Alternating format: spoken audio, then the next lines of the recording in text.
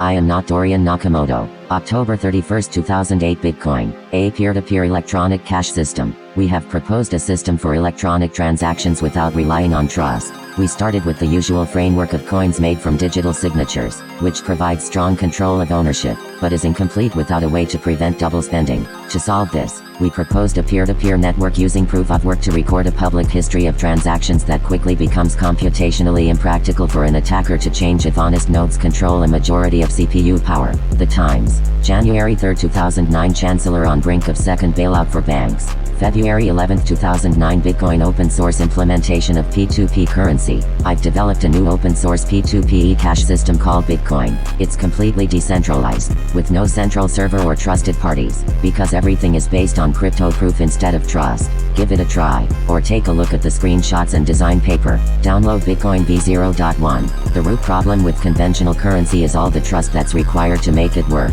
The central bank must be trusted not to debase the currency, but the history of fiat currencies is full of breaches of that trust. Banks must be trusted to hold our money and transfer it electronically, but they lend it out in waves of credit bubbles with barely a fraction in reserve. We have to trust them with our privacy. Trust them not to let identity thieves drain our accounts. Their massive overhead costs make micropayments impossible. A generation ago, multi-user time-sharing computer systems had a similar problem. Before strong encryption, users had to rely on password protection to secure their files, placing trust in the system administrator to keep their information private. Privacy could always be overridden by the admin based on his judgment call, weighing the principle of privacy against other concerns, or at the behest of his superiors. Then strong encryption became available to the masses, and trust was no longer required. Data could be secured in a way that was physically impossible for others to access, no matter for what reason, no matter how good the excuse, no matter what. It's time we had the same thing for money, with e-currency based on cryptographic proof,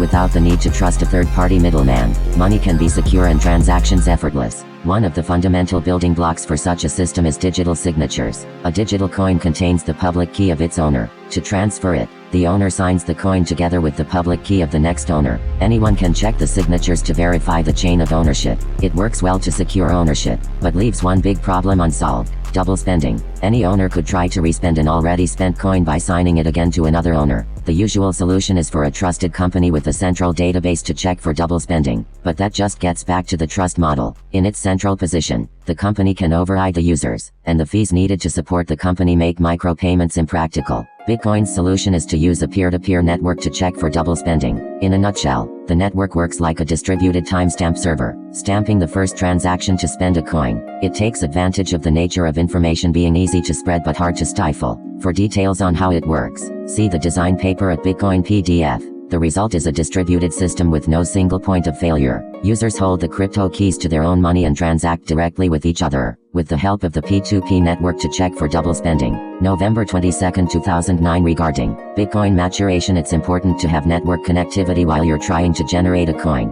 block, and at the moment it is successfully generated. One during generation, when the status bar says generating and you're using CPU to find a proof of work, you must constantly keep in contact with the network to receive the latest block. If your block does not link to the latest block, it may not be accepted.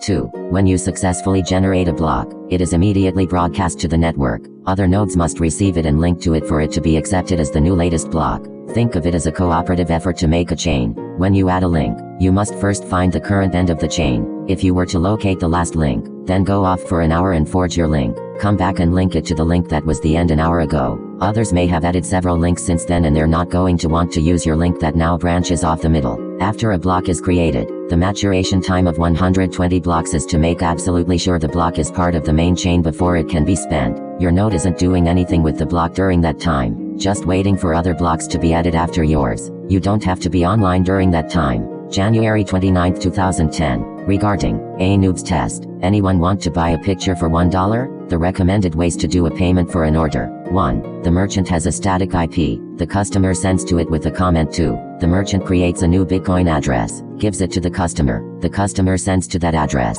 This will be the standard way for website software to do it. RSA versus ECDSA. It's not the size of the executable but the size of the data. I thought it would be impractical if the blockchain, Bitcoin addresses, disk space and bandwidth requirements were all an order of magnitude bigger. Also, even if using RSA for messages, it would still make sense to do all the Bitcoin network with ECDSA and use RSA in parallel for only the message part. In that case, everything that's been implemented up to now would be implemented exactly as it has been. We can figure out the best way to do this much later. It could use a separate, maybe existing, email or IM infrastructure to pass messages, and instead of RSA, maybe just put a hash of the message in the transaction to prove that the transaction is for the order described in the message. The message would have to include a salt so nobody could brute force the hash to reveal a short message. June 17, 2010 regarding transactions and scripts. The nature of Bitcoin is such that once version 0.1 was released, the core design was set in stone for the rest of its lifetime. Because of that, I wanted to design it to support every possible transaction type I could think of.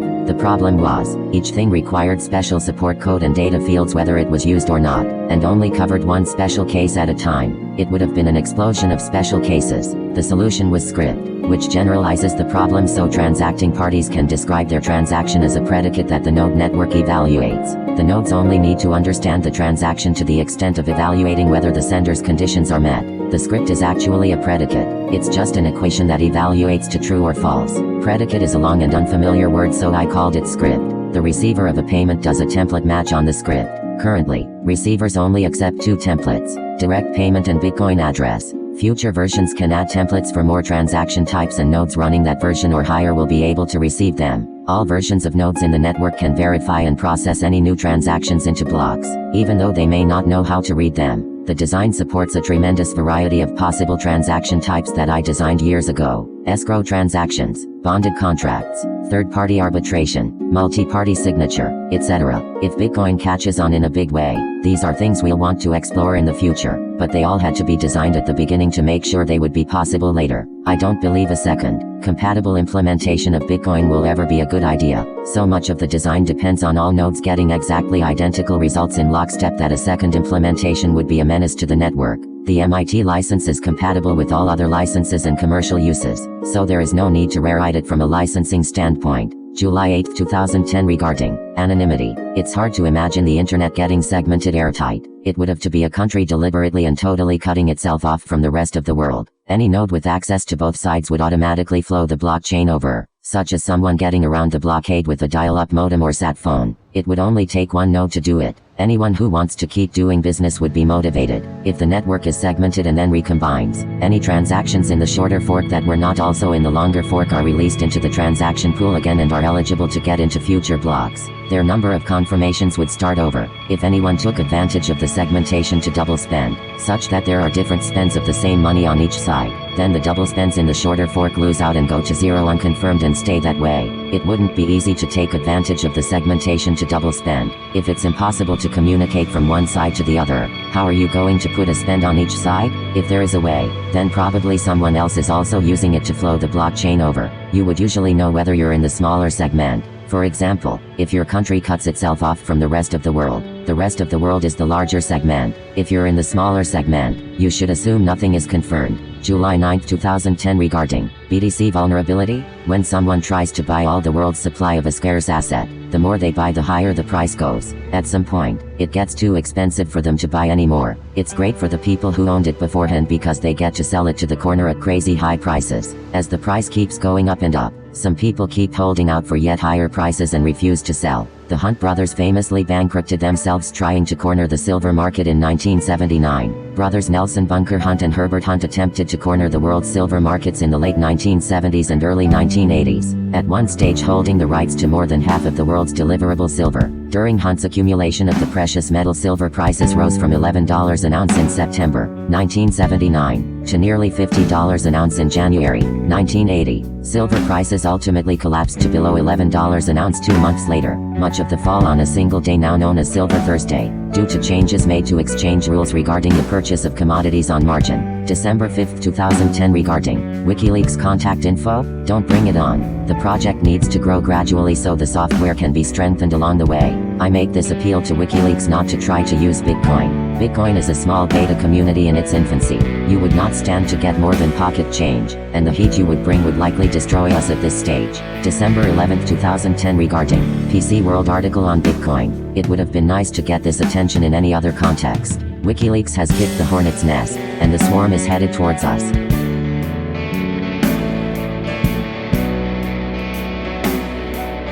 But today we're going to talk about how we can find out and how much we can find out and what it takes to get there. So first we have to decide how much do we want to find out. So let's say in this case, I want to find out at a level of 7. Okay, so I find that level on my graph and I come horizontally to my gradient line. Where it intersects with my gradient line, I'm going to come straight down where it intersects with my fuck around line. Now there's going to tell me how much I have to fuck around to find out what I need to find out. See, as you can see, the more you fuck around, the more you're going to find out. And also, if you stay down here and you never fuck around, you'll never find out. So I hope this lesson is helpful.